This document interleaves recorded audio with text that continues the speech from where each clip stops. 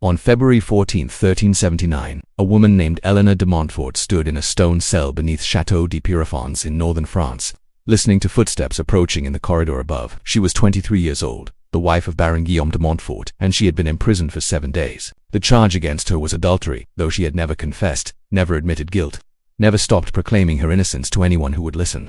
But no one was listening anymore. For 6 days, she had heard sounds from above, the rhythmic hammering of tools, the scraping of stone against stone, the low voices of workmen moving back and forth across the floor of the corridor. She had called out, demanding to know what was happening, pleading for someone to explain, but the guards who brought her water and stale bread refused to speak. They would slide the offerings through a gap in the door and disappear before she could finish her questions. On the 7th day, the sound stopped. The silence was somehow worse than the noise had been, thick and suffocating in the darkness of her cell. Then the door opened, and 3 masons entered carrying buckets of wet mortar and an armload of cut stones. Eleanor asked them what they were doing, her voice breaking with confusion and rising panic. They did not answer. They did not even look at her. They simply began to work, setting stones across the doorway, spreading mortar with practiced efficiency, building a wall where the open door had been just moments before.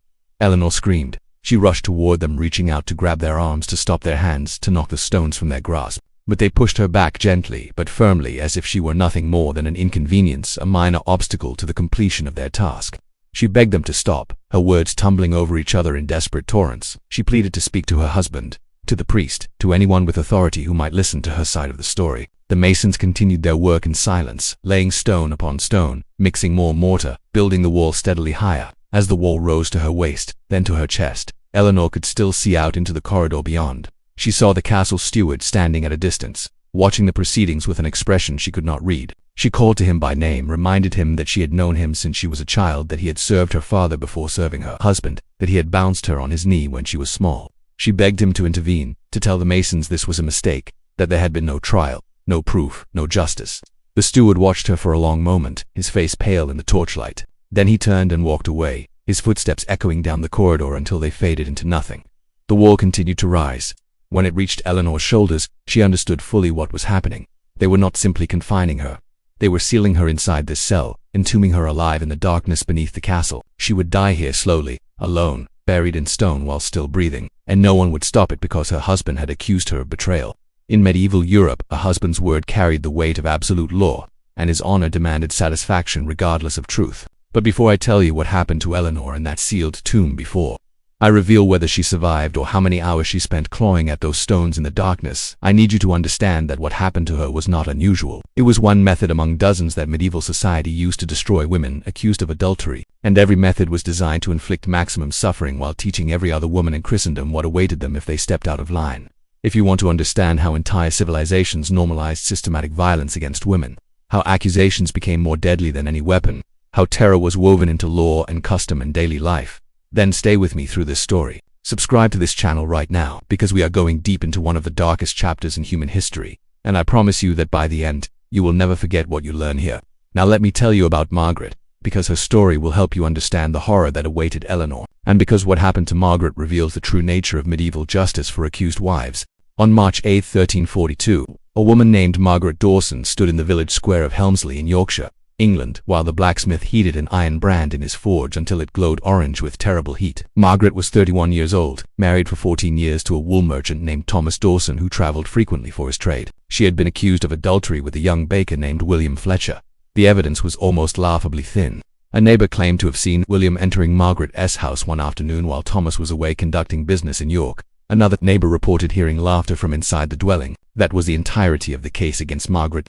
A man had entered her home during daylight, possibly to deliver bread. Someone had heard the sound of laughter. From these fragments, an entire community had constructed a narrative of betrayal that demanded blood. Margaret had been given no meaningful opportunity to defend herself. She had not been permitted to speak at the trial held in the Manor Court 3 days prior. Her accuser was her own husband, and under medieval law throughout England and most of Europe, a husband's testimony about his wife's behavior was treated as unimpeachable fact. His word created reality.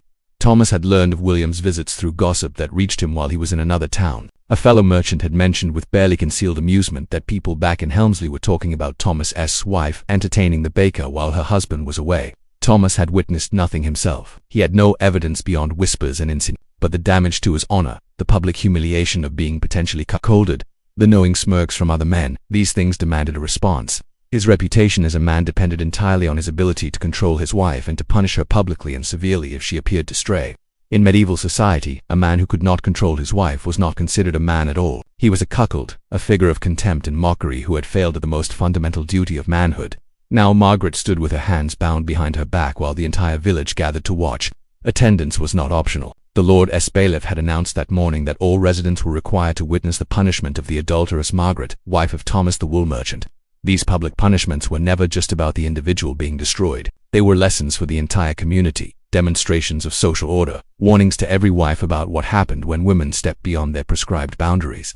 The blacksmith withdrew the glowing iron from the coals, gripping it carefully with heavy tongs. It was a simple rod about 6 inches long, its flat end shaped into the letter A for adult. The shaping had been done the previous evening while Margaret sat in a cell below the manor house, listening to the sound of hammer strikes on metal and knowing that the iron being forged was intended for her flesh. Margaret could feel waves of heat radiating from the brand as the blacksmith approached, the rod glowing bright orange, distorting the air around it. She tried instinctively to step backward, but 2 men seized her arms and held her firmly in place. One of them was her own cousin, a man she had known her entire life, but his face showed no sympathy, no doubt, only grim determination to fulfill his duty to the community. The blacksmith positioned himself directly before her, looked into her eyes for one brief moment, then pressed the glowing iron against her left cheek.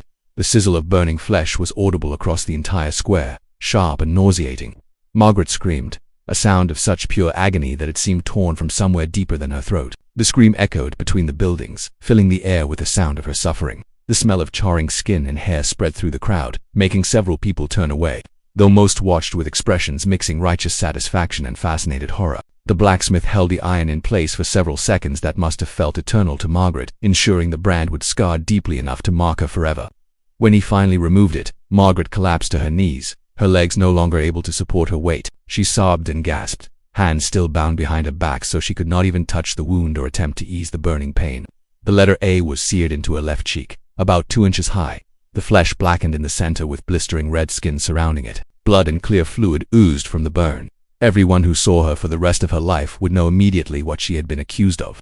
She would never hide her shame, never start fresh somewhere else. The brand announced her disgrace to anyone who glanced at her face. But the branding was only the beginning. This is crucial to understand about medieval punishment for accused adulteresses. It was never just one act. It was always multiple, always public, always designed to destroy the woman physically, socially, economically, and psychologically. The goal was not simply to punish an alleged crime, but to utterly annihilate the woman as a person. To make her an example so terrifying that every other woman would be paralyzed with fear at the thought of transgression. And as Margaret knelt there in the dirt, barely conscious from shock and pain, she had no idea that her ordeal was far from over, that what came next would be even worse, and that by the time the sun set that day, she would understand exactly what it meant to be accused of betraying your husband in medieval Europe. And Eleanor, sealed in her cell beneath that castle in France, was about to discover that some punishments were designed to last much longer than a single afternoon.